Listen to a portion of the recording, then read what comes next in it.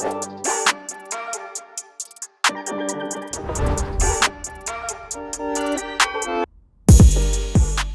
everybody, my name is Brian Nunez and I am the Losi brand manager, and today specifically we're going to be discussing the new Losi Mini B brushless. But we can't really go into this product without having Todd Hodge here, the director of surface product development, but he's had a really awesome history here. And one of those things was kind of bringing the TLR brand to life when Losi transitioned into the RTR, scale, race inspired. You really took the TLR brand by the horns, developed the first 22, which I know was really revolutionary. So let's go into that for a little bit. I want to talk about the TLR brand, kind of what it stands for and what does it mean to you? Yeah, so I mean, back in, I think, what was it, 2011, we had a solid 8 scale program. We kind of let 10 scale fall by the wayside. We wanted to get back into it. Well, hey, how are we going to do that? We went out there, developed this new 10 scale 2-wheel drive car. We went mid-motor, rear motor. We were ahead of the game with mid-motor. Having that option all in one box. There were manufacturers out there that had a mid-motor car, but not one that you can do both with. We launched that car, launched the whole new TLR branding at that time around the car. We won the Nationals that year. And then a couple years later, everything went mid-motor. The grips came up, and like you could easily adapt our car, whether it was rear motor or mid-motor, and go run mid-motor. So that's a really good point, and we'll get into the specifics on kind of the drivetrain and the mid-motor setup on the Mini B. But let's talk about 10 scale racing and kind of how, when I grew up, that was outdoor, dirt, rear motor to get the traction, get the weight in the rear, and then it transitioned to mid-motor, which, like you said, really put us ahead of the game when that transition happened to more of this high traction surfaces. Clay, you can almost see the rubber going through. The worlds are happening right now on a really high grip track, right? So you have one of Dakota's, I think, winning national cars here, right? So let's talk about kind of 10 scale racing and kind of what does it entail to kind of be competitive in that segment? Yeah, I mean, the racing, back, 20, 30 years ago, you're racing on these grassroots tracks, loose dirt, big pin tires, ribbed front tires. Today, we're running slicks at a lot of these races. The Worlds is being run on slicks. And where it's really went is it's become very, very technical, right? Ride height is crucial, the setup is crucial, tire prep is crucial. And it really creates this barrier of entry where if somebody new to the hobby, maybe they started with an ARMA TLR tuned Typhon, want to get into racing, it gets kind of, cumbersome to sit there and figure all this stuff out. Racing is not just as much as buying a kit, building a kit and going out and winning, jumping on the podium your first run. There's such a big learning curve, very expensive as well. Batteries, chargers, seems like new technology is happening almost monthly, weekly with motors. So I think that's a good segue to talk about mini racing. Because if you look at these two cars, they look nearly identical. So I think what we're trying to get across here is that they offer the same amount of fun.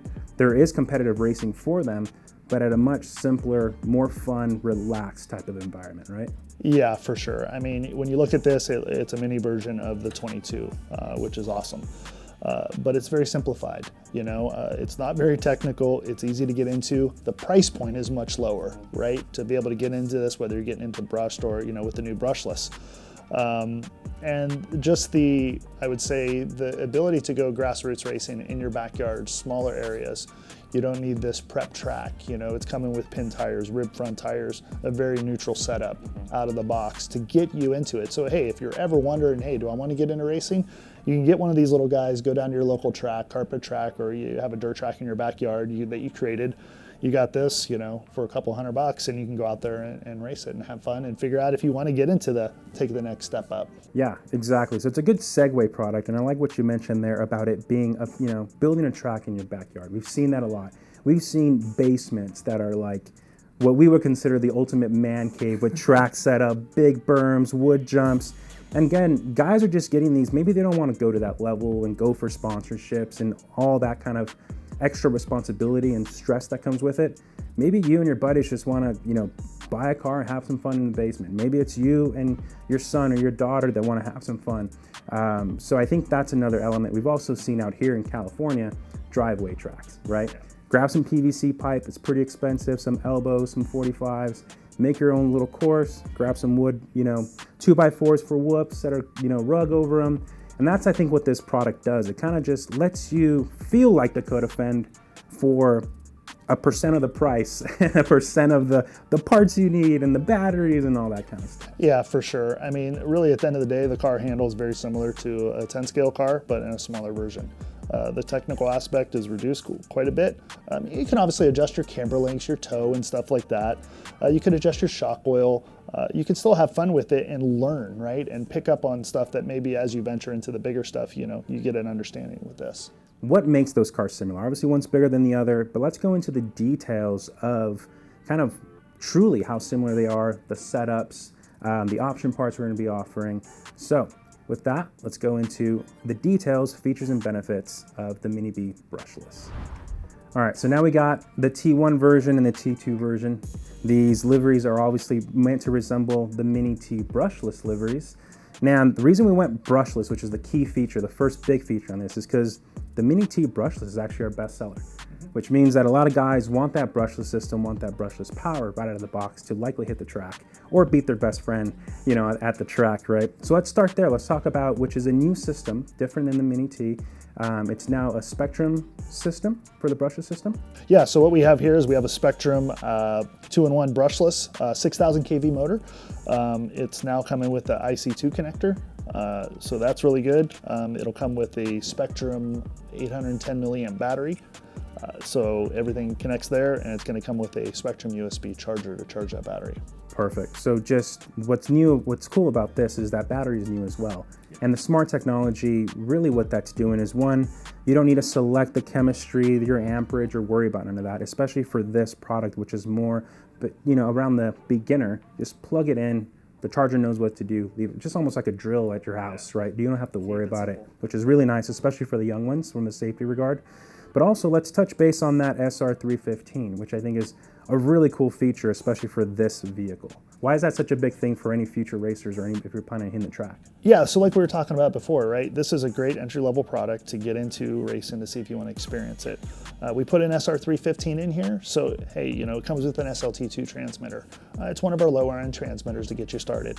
But if you wanted to upgrade to a DX5 Rugged, DX5 Pro, you can with this receiver. It's dual protocol, so it works on the SLT and then it'll work on the DSMR. So in other words, you're going to save yourself money in the future because you don't have to buy the receiver and radio combo, just buy the radio.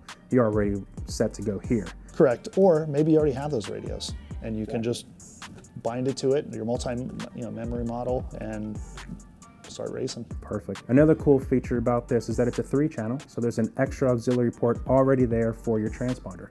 So if you're going racing, plug in your transponder there, double-sided tape it to maybe the top of your servo, wherever you feel is best, and you're ready to start counting some laps, right? Absolutely. Yep. Awesome. So other than that, just want to make it clear that this does come with the battery and the USB-C type charger. So it's an all-in-one box solution. The only thing you really need is that little charge block, whether you're in the United States or the, Europe. Put that charge block in the wall, charger plugs into that, you got your battery, and you're ready to rock and roll in a few hours, right? Correct. Awesome. So that's kind of the electronic portions of it with the brushless system. Now let's go over to kind of what we mentioned earlier, and this being track ready. If you look at most cars on the market, especially cheaper price point products you might find elsewhere, mass market, there's a lot of things why we call our vehicles hobby grade. One of those things, of course, is that every single part on this is replaceable. So it's not a throwaway product, you break it, you throw it away, but it's also tunable. So let's talk about, the tunability of this vehicle. Yeah, I mean, just like the 10 scale one, right? There's a lot of tunability that you have on it. Like you said, it's not a throwaway. For example, on the tunability, I mean, you can adjust all your tire rods, your camber lengths. You can adjust all of your preloads on your shocks. It's a threaded shock body, so you can adjust that up or down. The setup out of the box is very neutral, works good, on an outdoor dirt track, on a carpet track. On a carpet track, they should work really good with these front tires, a little bit neutral. Proline does offer some tires specifically for carpet. The rears will be perfect on carpet to get you going. So yeah, and then we're gonna get to it in a little bit, but we'll talk about option parts to even open up that tuning window even more. But we mentioned this as well, mid-motor. How does mid-motor affect the handling, and why do we go with a mid-motor versus a standard, what used to be standard, rear motor? Well, it all started from the 22, right? The market transition from rear motor back in 2010 all the way to mid-motor to where we are today. The tracks have gone that way with a higher grip. When you have this higher grip, you don't need the motor in the back, right? It just provides too much traction. Your lap times are slower. It just slows down the corner speed of the car. Mid-motor, increased corner speed, less forward traction though. But that's okay. Generally on these higher grip tracks, you want that motor there for the higher traction to give you more on power steering. So that's something that is even for the beginner. You know, it's not all about traction. It's not about going 60 miles an hour. It's always a balance, right? Tuning is give and take, and it's also preference to your driving style. So when you said, you know, it takes away some of the traction by going mid-motor, but that increases corner speed on a high traction surface. Again, talking about that balance, right? Which I think is really cool, something that we think about, and again, that you can tune further as well. Which now I like to flip this thing over. Just a symbol of durability and quality. Aluminum chassis? Yeah, aluminum chassis, just like the 10 scale version. Super durable. You're never going to break a chassis. You know, it does have the bends on the sides for the added rigidity, just like the 10 scale. So we did go the extra step there. We could obviously cheapened out and just made it flat and made the mud guards, but then you're going to have all these weird flex characteristics. So just like the 10 scale one, I mean, it even has the little bend up here in the back for a little bit more clearance that we put on the original 22. Same thing with all the turnbuckles, right? Turnbuckles adjustable. You know, usually on these lower cost models, you'll see, you know, people just put the fixed turnbuckles, you know, and you can't adjust them, and you got to go buy parts and you got to figure out how to do this. These are just very simple threaded turnbuckles, so you can adjust your camber, toe, whatever you want. Perfect. And metal as well. Same thing with the motor plate. So we're putting the aluminum where it counts. And I think that's one key thing with racing is on the bashing side, aluminum strength, where racing, you want some aluminum, but you want it in strategic places because you do want that vehicle to remain light. You want it to flex in certain areas, be rigid in certain. So again, we kind of put the metal where it counts on this car and get you a good platform to go there. You also touched on the shocks. You know, a lot of people don't realize how adjustable shocks are and especially how it affects the handling. So you can adjust kind of your collars here to adjust the ride height. We have different springs, but then there's also different oils and different pistons, right? So there's a lot going on in that little body there. Yeah, I mean, there's a lot of stuff you can do. Out of the box, it works really good for the majority of the tracks. Obviously, if you're running a high grip, super high grip track, you might want to just go a little bit thicker on the oil or a little bit stiffer on the springs, but really good out of the box setup. But like you said, I mean, you can adjust your springs, you can adjust your preload, you can adjust with TLR oil, you can adjust the piston, and there's a lot of fun things that you can learn about RC and racing with this little car. Awesome. Now, another touch point that I want to mention is, because we talked about brushless, we talked about it having crazy amounts of power and ready for racing, but it's no sense in having this big old motor if the transmission, the driveline can't keep up, right? So this is an all metal gear transmission and metal driveline, right? Which is not really standard with other vehicles. Yeah, it's a metal driveline, super durable. Obviously, it does have a slipper on there that can be adjusted. A lot of people think that, you know, a slipper's for added traction. It's not. It's for a way to disperse the power out of the transmission, so it's not all going into the 3-gear transmission, which makes a huge difference on durability. Right, and we're going to cover that because there is an option part for the slipper as well. So we'll touch base on that in another video. Now, the last thing that I want to mention, because I think it's key, racers want to upgrade. They want to go faster, they want to push their limits, they want to find their own limits. So we have a complete line of option parts, TLR tuned option parts, at the same time of release for this, correct? Correct, yep, a whole line of them. Now, with that, I think we have aluminum shocks, we have sway bars, which are really going to help the handling and the corner speed. Can you touch base on kind of, you know, I think even our new pivot blocks have inserts, pill inserts, to adjust, you know, all these different type of adjustments. How critical are those parts, you think, to when it gets to a competitive level? You know, it really just depends how far you want to take it. You know, like I said, out of the box, it should work really good, but we do offer those parts that, one, enhance durability, and two, that you can start getting that feel of what the 10 scale stuff does to where you have that adjustability. It's a great product, not a throwaway product. It's something that you're not just going to use once or twice and kind of get bored, because there's it's really limitless to what you can do, how much you can push yourself, and how much you can learn, right? No matter what age you are, especially if you're younger, you know, you learned a lot about mechanics, camber, caster.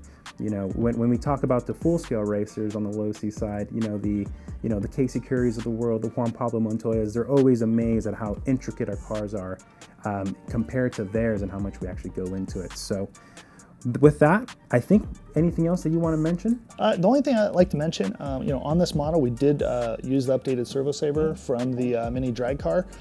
So it holds a much better center, huge improvement there. But other than that, that's it.